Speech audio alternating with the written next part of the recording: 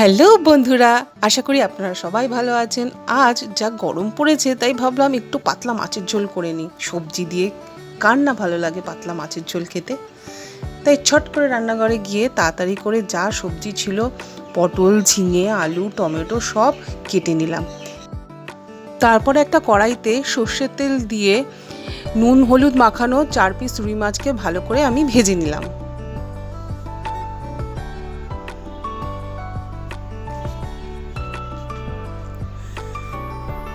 তারপর কিছু বাটা মশলা রেডি করে নিলাম।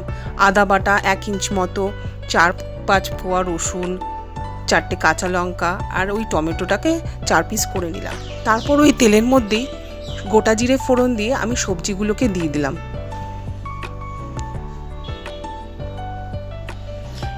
তার মধ্যে সামান্য হলুদ, ওই 1 চামচের মতো হলুদ দিলেই হবে, আর স্বাদ মতো নুন দিয়ে দিলাম। তারপর সেগুলোকে ভালো করে সবজির সাথে মিক্সড করে নিলাম। নিয়ে একটু সবজিগুলোকে সামান্য তেলের মধ্যে ভেজে নিলাম। তারপর সামান্য ওই ছোট একটা পেঁয়াজ ধরে নিন, ওটাকেই কুচি করে দিয়ে দিলাম, আর ওই টমেটো কুচিগুলো, তারপরে আদা রসুন বাটা যা ছিল সব একসাথে দিয়ে দিলাম।